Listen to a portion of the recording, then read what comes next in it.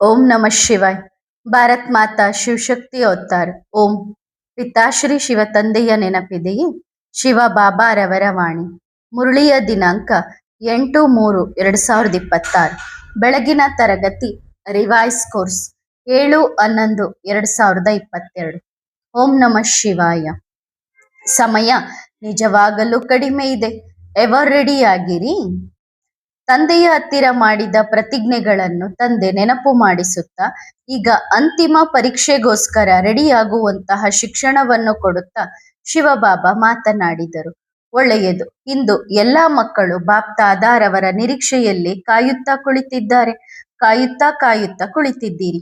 ಆದರೆ ಎಲ್ಲರೂ ತಮ್ಮ ಏರ್ಪಾಡನ್ನು ಮಾಡಿಕೊಂಡಿದ್ದೀರಾ ಅಥವಾ ಏರ್ಪಾಡು ಮಾಡಿಕೊಳ್ಳುವ ಬದಲು ತಂದೆ ಆಗಿದ್ದಾರೋ ಅಥವಾ ಅಲ್ಲವೋ ಎಂಬುದರಲ್ಲಿ ಸಮಯ ವ್ಯರ್ಥ ಮಾಡಿದ್ದೀರಾ?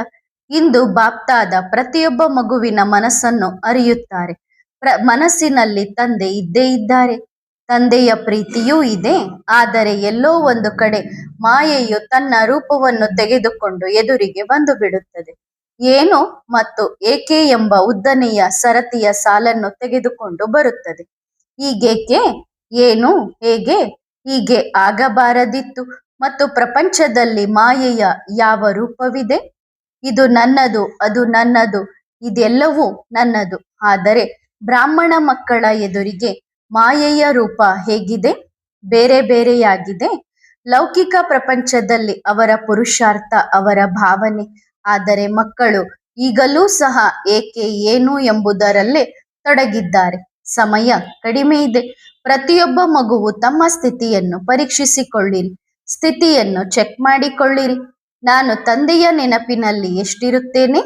ನನಗೆ ತಂದೆಯೊಂದಿಗೆ ಎಷ್ಟು ಪ್ರೀತಿ ಇದೆ? ಈ ಪ್ರಪಂಚದಲ್ಲಿ ನಾವು ಎಷ್ಟೇ ಒಬ್ಬರನ್ನೊಬ್ಬರು ಮಾತುಗಳನ್ನು ಕೇಳಿದರೂ ಯಾವಾಗಲಾದರೂ ಸಂಶಯದಲ್ಲಿ ಮುಳುಗುತ್ತೇವೆಯೇ? ಯಾವಾಗಲಾದರೂ ನಿಶ್ಚಯದಲ್ಲಿ? ಆದರೆ ಎಂದಾದರೂ ನಿಮ್ಮನ್ನು ನೀವು ಕೇಳಿಕೊಂಡಿದ್ದೀರಾ? ನಿಮ್ಮನ್ನು ನೀವು ನೋಡಿಕೊಂಡಿದ್ದೀರಾ? ನನಗೆ ಏನು ಬೇಕು ಎಂದು ನಿಮ್ಮ ಮನಸ್ಸಿನಲ್ಲಿ ಕೇಳಿಕೊಂಡಿದ್ದೀರಾ? ನನ್ನ ಸಂಬಂಧ ಯಾರ ಜೊತೆಗಿದೆ? ಯಾವಾಗಲಾದರೂ ಏಕಾಂತದಲ್ಲಿ ನಿಮ್ಮೊಂದಿಗೆ ನೀವು ಮಾತನಾಡಿದ್ದೀರಾ? ಯಾವಾಗಲಾದರೂ ತಂದೆಯ ಪ್ರೀತಿಯ ಸುಗಂಧವನ್ನು ಅನುಭವ ಮಾಡಿದ್ದೀರಾ? ಯಾವಾಗ ಆ ಸುಗಂಧದ ಅನುಭವ ಮಾಡುತ್ತೀರೋ ಆಗ ತಂದೆ ಎಲ್ಲೇ ಇರಲಿ ಮಕ್ಕಳು 1 ಸೆಕೆಂಡ್ನಲ್ಲಿ ಓಡೋಡಿ ಬರುತ್ತಾರೆ. ತಂದೆಯೊಂದಿಗೆ ಅಷ್ಟು ಪ್ರೀತಿ ಇರಬೇಕು. ಒಳ್ಳೆಯದು. ಈ ಸಮಯ ಬಹಳ ಬೆಲೆ ಬಾಳುವಂಥದ್ದು. ಒಂದು ವೇಳೆ ಕಳೆದು ಹೋದರೆ ಮತ್ತೆ ಕೈಗೆ ಸಿಗುವುದಿಲ್ಲ. ಇದನ್ನಂತೂ ಬಾಪ್ತಾದ ಯಾವಾಗಿನಿಂದಲೂ ಹೇಳುತ್ತಾ ಬರುತ್ತಿದ್ದಾರಲ್ಲವೇ? ಸಮಯ ಕಡಿಮೆ ಇದೆ. ಅಂತಿಮ ಸಮಯದಲ್ಲಿ ಬಂದು ತಂದೆ ಮತ್ತೆ ಮಕ್ಕಳಿಗೆ ಗಮನ ಕೊಡಿಸಿದ್ದಾರೆ. ಸಮಯ ಕಡಿಮೆ ಇದೆ. ಆದರೆ ಮಕ್ಕಳು ಏನು ಹೇಳುತ್ತಾರೆ? ಇದನ್ನು ಬಾಬಾ ಯಾವಾಗಿನಿಂದಲೋ ಹೇಳುತ್ತಿದ್ದಾರೆ. ಸಮಯ ಕಡಿಮೆ ಇದೆ, ಇದುವರೆಗೂ ಏನೂ ಆಗಿಲ್ಲ. ಸಮಯ ಕಡಿಮೆ ಇದೆ, ಇದುವರೆಗೂ ಏನೂ ಆಗಿಲ್ಲ ಎಂದು ಯೋಚಿಸಬೇಡಿ. ಪ್ರತಿ ಗಳಿಗೆಯೂ ನಾನು ತಯಾರಿದ್ದೇನೆಯೇ, ನಾನು ಎವರ್ ರೆಡಿ ಆಗಿದ್ದೇನೆ ಎಂದು ಯೋಚಿಸಬೇಕು. ಈಗ ತಂದೆ ನಡೆಯಿರಿ ಮಕ್ಕಳೇ ಎಂದು ಹೇಳಿದಾಗ ನಾನು ಜಿ ಬಾಬಾ ಎಂದು ಹೇಳುವಷ್ಟು ನನ್ನ ಸ್ಥಿತಿ ಶಕ್ತಿಶಾಲಿ ಆಗಿದೆಯೇ? ತಯಾರಿದ್ದೀರೇನೋ? ಇದ್ದೀರಾ? ಏಕೆಂದರೆ ಸಮಯ ಎಂತಹದ್ದು ಬರುತ್ತದೆಂದರೆ ಆಗ ನೀವು ತಯಾರಿದ್ದರೂ ಇಲ್ಲದಿದ್ದರೂ ತಂದೆ ಹೇಳುತ್ತಾರೆ ನಡೆಯಿರಿ ಮಕ್ಕಳೇ ಎಂದು. ನಿಮ್ಮನ್ನು ನೀವು ನೋಡಿಕೊಳ್ಳಿ. ಮಕ್ಕಳು ತಂದೆಗೆ ಕೊಟ್ಟಂತಹ ಈ ಜೀವನದ ಆರಂಭದಲ್ಲಿ ಏನು ಹೇಳಿದ್ದೀರಿ? ಬಾಬಾ, ಏನೇ ಆಗಲಿ ನಿಮ್ಮ ಕೈ ಮತ್ತು ನಿಮ್ಮ ಜೊತೆಯನ್ನು ಎಂದಿಗೂ ಬಿಡುವುದಿಲ್ಲ. ಜೀವನವನ್ನು ಸಮರ್ಪಣೆ ಮಾಡಿದಾಗ ಏನು ವಾಗ್ದಾನ ಮಾಡಿದ್ದೀರಿ? ನಿಮ್ಮ ಜೊತೆಯನ್ನು ಎಂದಿಗೂ ಬಿಡುವುದಿಲ್ಲ. ಇದನ್ನೇ ಮಾಡಿದ್ದೀರಿ ಅಲ್ಲವೇ? ಎಲ್ಲರ ವಾಗ್ದಾನ ಇದೆಯಲ್ಲವೇ? ಆದರೆ ಈಗ ನೆನಪು ಮಾಡಿಕೊಳ್ಳಿ, ಆ ಸಮಯದಲ್ಲಿ ವಾಗ್ದಾನ ಯಾರೊಂದಿಗೆ ಮಾಡಿದ್ದೀರಿ? ದೇಹದಾರಿಯೊಂದಿಗೆ ಮಾಡಿದ್ದೀರಾ ಅಥವಾ ವಿದೇಹಿ ತಂದೆಯೊಂದಿಗೆ ಮಾಡಿದ್ದೀರಾ? ತಂದೆಯೊಂದಿಗೆ ಮಾಡಿದ್ದೀರಿ ಎಂದಾದರೆ ಇಂದು ಎಲ್ಲರೂ ಪರೀಕ್ಷಿಸಿಕೊಳ್ಳಿ. ಆ ವಾಗ್ದಾನ ಪ್ರತಿಯೊಬ್ಬ ಮಗುವಿಗೂ ನೆನಪಿದೆಯೇ? ಚೆಕ್ ಮಾಡಿಕೊಳ್ಳಿ. ಪ್ರತಿಯೊಬ್ಬ ಮಗುವು ಚೆಕ್ ಮಾಡಿಕೊಳ್ಳಿ. ಯಾರಿಗೆ ನಿಜವಾಗಿಯೂ ತಂದೆಯೊಂದಿಗೆ ಪ್ರೀತಿ ಇದೆಯೋ ಮತ್ತು ಆ ವಾಗ್ದಾನ ನೆನಪಿದೆಯೋ, ನಾವು ನಿಮ್ಮ ಜೊತೆ ಮತ್ತು ನಿಮ್ಮ ಕೈಯನ್ನು ಎಂದಿಗೂ ಬಿಡುವುದಿಲ್ಲ. ನೀವು ಎಲ್ಲೇ ಇರಲಿ, ನಾವು ಎಲ್ಲೇ ಇರಲಿ, ಆದರೆ ಈ ಜೊತೆ ಬಿಟ್ಟು ಹೋಗುವುದಿಲ್ಲ. ಚೆಕ್ ಮಾಡಿಕೊಳ್ಳಿ, ನೆನಪು ಮಾಡಿಕೊಳ್ಳಿ. ನೆನಪು ಮಾಡಿಕೊಳ್ಳಿ, ಯಾರು ದೇಹದಾರಿಯೊಂದಿಗೆ ವಾಗ್ದಾನ ಮಾಡಿದ್ದಾರೋ ಅವರು ಬರಲಿ ಅಥವಾ ಬಾರದೇ ಇರಲಿ, ಆದರೆ ಯಾರು ತಂದೆಯೊಂದಿಗೆ ವಾಗ್ದಾನ ಮಾಡಿದ್ದಾರೋ ಅಂತಹ ಪ್ರತಿಯೊಬ್ಬ ಮಗುವು ಅಂತಿಮ ಸಮಯದವರೆಗೂ ತಂದೆಯ ಮಡಿಲಲ್ಲಿ ಇರುತ್ತಾರೆ ಎಂದು ತಂದೆಗೂ ಗ್ಯಾರಂಟಿಯಾಗಿದೆ. ಈಗ ಎಲ್ಲರೂ ತಮ್ಮ ವಾಗ್ದಾನವನ್ನು ಚೆಕ್ ಮಾಡಿಕೊಳ್ಳಿರಿ, ನೆನಪು ಮಾಡಿಕೊಳ್ಳಿರಿ. ಜೊತೆಯಲ್ಲೇ ಇರುತ್ತೇವೆ, ಜೊತೆಯಲ್ಲೇ ನಡೆಯುತ್ತೇವೆ. ಈ ವಾಗ್ದಾನ ಯಾರೊಂದಿಗೆ ಮಾಡಿದ್ದೀರಿ? ಸೆಂಟರ್ನ ಗೋಡೆಗಳೊಂದಿಗೆ ಮಾಡಿದ್ದೀರಾ? ಮಧುಬನದೊಂದಿಗೆ ಮಾಡಿದ್ದೀರಾ? ಯಾರಾದರೂ ದೇಹದಾರಿಯೊಂದಿಗೆ ಮಾಡಿದ್ದೀರಾ? ಅಥವಾ ದೀದಿಯರೊಂದಿಗೆ ಮಾಡಿದ್ದೀರಾ? ಯಾರೊಂದಿಗೆ ಮಾಡಿದ್ದೀರಿ?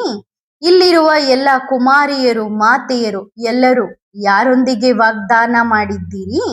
ಅಂದರೆ ಯಾರಿಗೆ ಪ್ರಾಮಿಸ್ ಮಾಡಿದ್ದೀರಿ?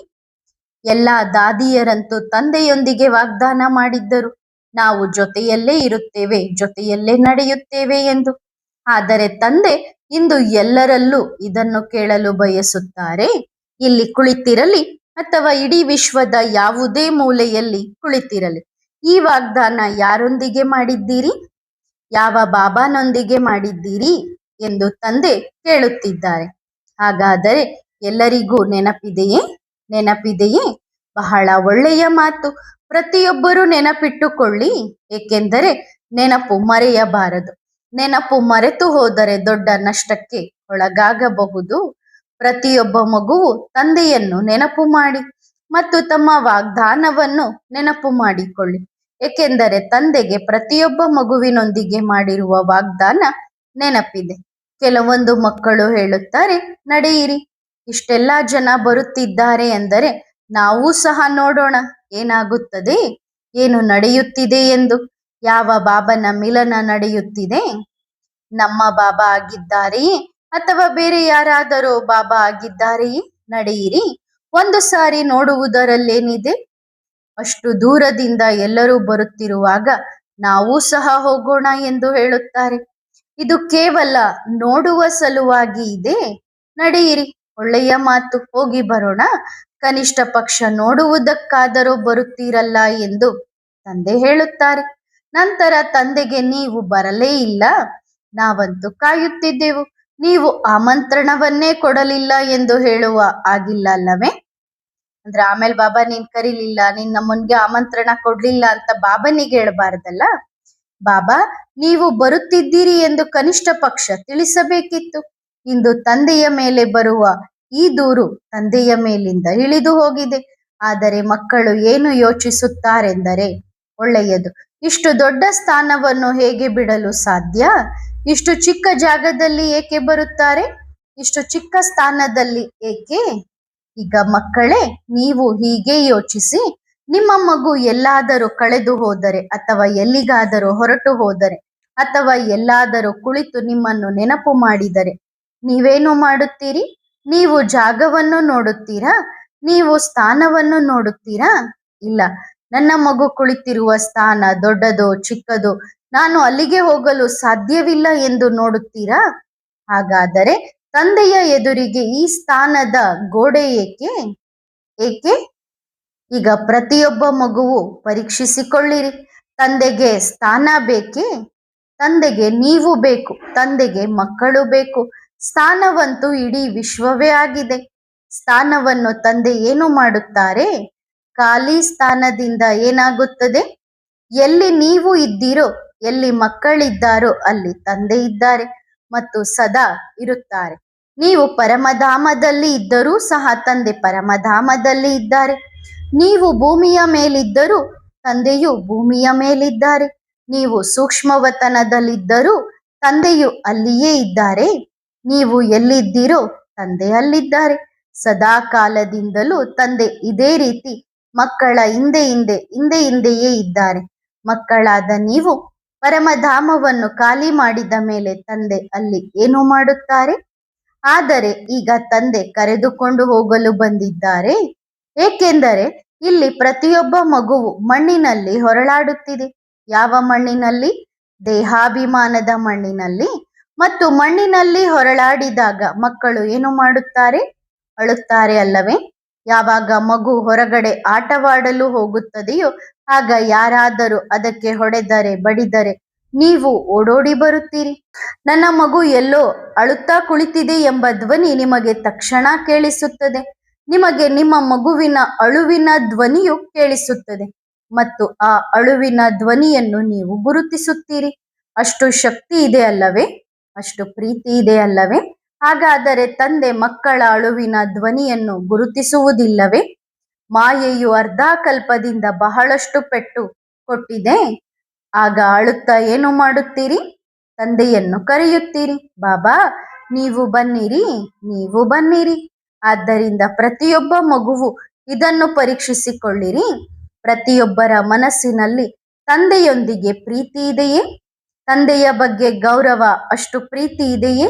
ಅಥವಾ ಇದ್ದಾರೋ ಇಲ್ಲವೋ ಎಂದೇ ಯೋಚಿಸುತ್ತಾ ಇರುತ್ತೀರಾ? ಅಂದ್ರೆ ಬಾಬಾ ಇದ್ದಾರೋ ಇಲ್ಲವೋ ಅಂತ ಯೋಚಿಸ್ತಾ ಇರುತ್ತೀರಾ?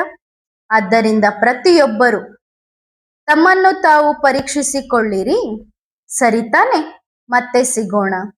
ಇಂತಹ ತಂದೆಯೊಂದಿಗೆ ಪಕ್ಕಾ ವಾಗ್ದಾನ ಮಾಡುವಂತಹ ಮಕ್ಕಳಿಗೆ, ಇಂತಹ ತಂದೆಯ ಹೃದಯದಲ್ಲಿ ನೆಲೆಸಿರುವ ಸುಪುತ್ರ ಮಕ್ಕಳಿಗೆ ಬಾಪ್ ದಾದಾರವರ ನೆನಪು ಮತ್ತು ಪ್ರೀತಿ. ಅಂತಹ ಆದಿಸೋ ಅಂತ್ಯದ ಮಕ್ಕಳಾದ ನೀವು ಏನು ಹೇಳುತ್ತಿದ್ದೀರಿ ಎಂದರೆ, ಆದಿಯಲ್ಲಿ ನಾವಿರಲಿಲ್ಲ ಅಲ್ಲವೇ ಬಾಬಾ? ಎಷ್ಟೋ ಸಾವಿರಾರು ಮಕ್ಕಳ ಸಂಕಲ್ಪವಿತ್ತು ನಾವು ಬ್ರಹ್ಮ ತಂದೆಯನ್ನು ನೋಡಲೇ ಇಲ್ಲ. ಆದರೆ ತಂದೆ ಏನು ಹೇಳುತ್ತಾರೆಂದರೆ, ಅವರನ್ನು ಭೇಟಿ ಮಾಡಿ, ಇದು ಅದೇ ಸಮಯವಾಗಿದೆ. ನಂತರ ಅಂಬಿಗ ತನ್ನ ದೋಣಿಯನ್ನು ತೆಗೆದುಕೊಂಡು ಹೊರಟು ಹೋಗುತ್ತಾರೆ. ಸಮಯ ಕಡಿಮೆ ಇದೆ, ಇಲ್ಲಿ ಅಲ್ಲಿ ನಿಮ್ಮ ಸಮಯವನ್ನು ವ್ಯರ್ಥ ಮಾಡಬಾರದು. ಒಳ್ಳೆಯದು, ಈ ಸಂಕಲ್ಪವನ್ನು ಮಾಡಬೇಡಿ, ಬಾಬಾ ಈ ಚಿಕ್ಕ ಹುಡುಗಿಯಲ್ಲಿ ಬರುತ್ತಾರೆ ಎಂದು. ಚಿಕ್ಕವರು ಎಂದು ಏಕೆ ನೋಡುತ್ತೀರಿ? ಈ ಚಿಕ್ಕವಳಲ್ಲಿ ದೊಡ್ಡ ತಂದೆ ಕುಳಿತಿದ್ದಾರೆ. ನೀವು ಇವರ ಆದಿ ಮಧ್ಯ ಅಂತ್ಯದ ಕಥೆಯನ್ನು ತಿಳಿದುಕೊಂಡಿಲ್ಲ ಅಲ್ಲವೇ? ಇವರು ಚಿಕ್ಕ ಹುಡುಗಿಯಂತೆ ಕಾಣುತ್ತಿದ್ದಾರೆ, ಆದರೆ ಇವಳ 84 ಜನ್ಮಗಳ ಕಥೆಯನ್ನು ನೀವು ತಿಳಿದುಕೊಂಡಿಲ್ಲ. ಇವರು ಚಿಕ್ಕವರಲ್ಲ, ಶರೀರವನ್ನಲ್ಲ ಆತ್ಮವನ್ನು ನೋಡಿ. ಇದೇ ಪರೀಕ್ಷೆಯಲ್ಲಿ ನೀವು ಪಾಸ್ ಆಗಬೇಕಿದೆ. ಮಕ್ಕಳು ಏನು ಹೇಳುತ್ತಾರೆ? ಬಾಬಾ ನಾವು ನಿಮ್ಮನ್ನು ಬಹಳ ಪ್ರೀತಿಸುತ್ತೇವೆ ಎಂದು. ಬಾಬಾ ಹೇಳುತ್ತಾರೆ, ಒಳ್ಳೆಯದು, ಹಾಗಾದರೆ ಈ ಒಂದು ಪ್ರಾಕ್ಟಿಕಲ್ ಪರೀಕ್ಷೆ ತೆಗೆದುಕೊಳ್ಳಲೇ? ಆಗ ಪ್ರಾಕ್ಟಿಕಲ್ ಪರೀಕ್ಷೆಯಲ್ಲೇನಾಯಿತು? ನೀವು ಮುಖವನ್ನು ನೋಡಿದಿರಿ, ಆತ್ಮವನ್ನು ಮರೆತೇ ಬಿಟ್ಟಿರಿ. ಚಿಕ್ಕ ಹುಡುಗಿಯನ್ನು ನೋಡುತ್ತಿದ್ದೀರಿ. ಪ್ರಾಕ್ಟಿಕಲ್ ಪರೀಕ್ಷೆ ನಡೆಯುತ್ತಿದೆ, ಇದರ ಅಂಕಗಳು ಬಹಳ ಜಾಸ್ತಿ ಇವೆ. ಮುಖವನ್ನು ನೋಡಿದರೆ, ರೂಪವನ್ನು ನೋಡಿದರೆ ಏನು ನಂಬರ್ ಬರುತ್ತದೆಯೇ? ನಿಮ್ಮ ಜಗನ್ಮಾತೆ ಚಿಕ್ಕವರೇ ಆಗಿದ್ದಾರೆ. ಚಿಕ್ಕವರನ್ನು ನೋಡಬೇಡಿ. ಚಿಕ್ಕವರು ಎಂಬ ಚಕ್ರವ್ಯೂಹದಲ್ಲಿ ನೀವು ಫೇಲ್ ಆಗುತ್ತೀರಿ. ನಾನು ಆತ್ಮನಾಗಿದ್ದೇನೆ ಎಂಬ ನಿಮ್ಮ ಪಾಠವನ್ನು ಪಕ್ಕಾ ಮಾಡಿಕೊಳ್ಳಿ. ತಂದೆ ಆದಿಯಲ್ಲಿ ಹೇಳಿದ್ದರು ಅಲ್ಲವೇ, ಮಮ್ಮ ಗುಪ್ತ ಮತ್ತು ಪ್ರತ್ಯಕ್ಷ ರೂಪದಲ್ಲಿ ಪಾತ್ರವನ್ನು ಅಭಿನಯಿಸುತ್ತಾರೆ ಎಂದು. ಆ ಸಮಯ ಈಗ ಬಂದಿದೆ. ಈಗಂತೂ ತಂದೆಯನ್ನು ಇಷ್ಟು ಹತ್ತಿರದಿಂದ ಭೇಟಿಯಾಗುತ್ತಿದ್ದೀರಿ. ಅಂತಿಮ ಸಮಯದಲ್ಲಿ ಮತ್ತೆ ಏನು ಹೇಳುತ್ತೀರಿ? ಈಗ ತಂದೆಯನ್ನು ಭೇಟಿಯಾಗಲು ಹಂಬಲಿಸುತ್ತಿದ್ದೀರಿ. ನಂತರ ಹೇಳುತ್ತೀರಿ, ಬರೀ ಆ ಚಿಕ್ಕವಳನ್ನು ಭೇಟಿ ಮಾಡಿದರೂ ಸಾಕು, ಕಲ್ಯಾಣ ಆಗಲಿ ಎಂದು. ಸದಾ ನೆನಪಿಡಿ, ತಂದೆಯನ್ನು ನೋಡಿ, ಆತ್ಮದ ಪಾತ್ರವನ್ನು ನೋಡಿ. ವರ್ತಮಾನದಲ್ಲಿ ಕೇವಲ ಮುಖವನ್ನು, ರೂಪವನ್ನು ನೋಡುವುದಲ್ಲ, ಈ ಆತ್ಮದ 84 ಜನ್ಮಗಳ ಕತೆ ಏನಿದೆ ಅದನ್ನು ನೋಡಿರಿ. ಅರ್ಥವಾಯಿತೆ? ಚಿಕ್ಕವರು ಎಂಬ ಪಾಠವನ್ನು ಮರೆತು ಆತ್ಮದ ಪಾಠವನ್ನು ಪಕ್ಕಾ ಮಾಡಿಕೊಂಡರೆ ಮಾತ್ರ ಕಲ್ಯಾಣವಾಗುವುದು. ಒಳ್ಳೆಯದು, ಮತ್ತೆ ಸಿಗೋಣ. ಈಗ ನೀವು ನಿಮ್ಮ ಆದಿಪಿತ ಬ್ರಹ್ಮ ತಂದೆಯನ್ನು ಭೇಟಿ ಮಾಡಿರಿ. ರಾತ್ರಿಯ ಕ್ಲಾಸ್ ರಿವೈಸ್ ಕೋರ್ಸ್ 4/10/1968. ಸೇವೆಗಾಗಿ ದೆಹಲಿಗೆ ಮುತ್ತಿಗೆ ಹಾಕಬೇಕು. ವಾಸ್ತವದಲ್ಲಿ ಈ ತ್ರಿಮೂರ್ತಿ ಮತ್ತು ವೃಕ್ಷದ ಚಿತ್ರ ಏನಿದೆಯೋ ಇದು ಮುಖ್ಯವಾಗಿ ವಿದೇಶಿಯರಿಗಾಗಿ ಇದೆ. ಇದರ ಮೇಲೆ ಅವರಿಗೆ ತಿಳಿಸುವುದು ಒಳ್ಳೆಯದಾಗಿದೆ. ಯಾವಾಗ ಯಾರಾದರೂ ಫಾರಿನರ್ಸ್ ಬರುತ್ತಾರೋ ಅವರಿಗೆ ಸಂಗಮ ಯುಗದ ಜ್ಞಾನವನ್ನು ಅವಶ್ಯವಾಗಿ ಕೊಡಬೇಕಾಗುತ್ತದೆ. ಇದು ಹೊಸ ಪ್ರಪಂಚ ಮತ್ತು ಹಳೆ ಪ್ರಪಂಚದ ಸಂಗಮವಾಗಿದೆ. ಇದೇ ಮುಖ್ಯ ವಿಷಯವಾಗಿದೆ. ಒಂದು ಕಡೆ ಸ್ವರ್ಗ ಇದೆ, ಒಂದು ಕಡೆ ನರಕ ಇದೆ. ನರಕವನ್ನು ಸ್ವರ್ಗವನ್ನಾಗಿ ಭಗವಂತ ಮಾತ್ರವೇ ಮಾಡುತ್ತಾರೆ. ಇದು ಹಳೆಯ ಪ್ರಪಂಚವಾಗಿದೆ, ಅದು ಹೊಸ ಪ್ರಪಂಚವಾಗಿದೆ. ಹೊಸ ಪ್ರಪಂಚವನ್ನು ತಂದೆಯೇ ಸ್ಥಾಪನೆ ಮಾಡುತ್ತಾರೆ. ತಂದೆಗೆ ಅವಶ್ಯವಾಗಿ ಶರೀರ ಬೇಕು. ಆ ಶರೀರ ಕೂಡ ಮೇಲೆ ನಿಂತಿದೆ. ತಂದೆ ಆಡಮ್ ಮೂಲಕ ಈ ವಿಷ್ಣುಪುರಿಯನ್ನು ಸ್ಥಾಪನೆ ಮಾಡುತ್ತಾರೆ ಎಂದು ತಿಳಿಸಬೇಕಾಗುತ್ತದೆ. ಇವರ ಮೂಲಕ ಇವರು ಸ್ವರ್ಗದ ಮಾಲೀಕರಾಗಿದ್ದಾರೆ. ವಿಷ್ಣುವಿನ 2 ರೂಪಗಳಿವೆ, ಲಕ್ಷ್ಮೀ ನಾರಾಯಣ. ಸ್ಥಾಪನೆ ಮಾಡುವವರು ಮೇಲೆ ನಿಂತಿದ್ದಾರೆ. ಇವರೇ ಆಡಮ್, ಮೊದಲ ಆಡಮ್ ಎಂದು ಹೇಳುತ್ತಾರಲ್ಲವೇ. ಕೃಷ್ಣನನ್ನು ಆಡಮ್ ಎಂದು ತಿಳಿದುಕೊಳ್ಳುವುದಿಲ್ಲ. ಆದ್ದರಿಂದ ಈ ರೀತಿ ತಿಳಿಸಬೇಕು, ಇವರೇ ಆಡಮ್ ಆಗಿದ್ದಾರೆ.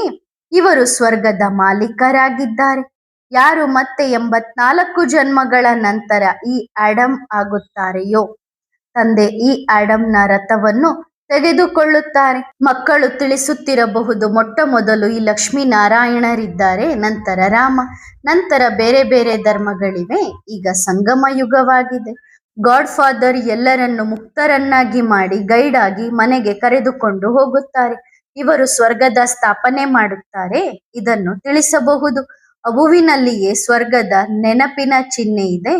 ಆಡಮ್ ಹೇಗೆ ತಮ್ಮ ಮಕ್ಕಳೊಂದಿಗಿದ್ದಾರೆ, ಪ್ರಜಾಪಿತ ಬ್ರಹ್ಮನ ಮಕ್ಕಳಿದ್ದಾರಲ್ಲವೇ.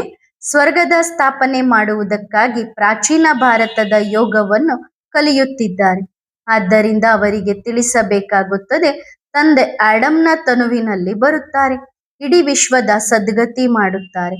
ಸ್ವರ್ಗದಲ್ಲಿ ನರಕವಂತೂ ಇರಲು ಸಾಧ್ಯವಿಲ್ಲ, ಅದರ ವಿನಾಶವು ಎದುರಿಗೆ ನಿಂತಿದೆ. ಈ ರೀತಿ ತಿಳಿಸಬೇಕಾಗುತ್ತದೆ. ವರದಾನ: ಸದಾ ವಿಜಯೀ ಭವ. ಸ್ವಯಂ ನನ್ನು ಸದಾ ವಿಜಯಿ ಎಂದು ಅನುಭವ ಮಾಡುತ್ತೀರಾ? ಸದಾ ವಿಜಯಿಯ ಚಿಹ್ನೆ ಏನಾಗಿರುತ್ತದೆ? ವಿಜಯಿಯ ಚಿಹ್ನೆ ಸದಾ ಹರ್ಷಿತರಾಗಿರುವುದಾಗಿದೆ. ಯಾವುದೇ ಪ್ರಕಾರದ ಆಕರ್ಷಣೆಯಿಂದ ದೂರ ಇರುವುದು. ಸದಾ ತಂದೆಯ ನೆನಪಿರಲಿ.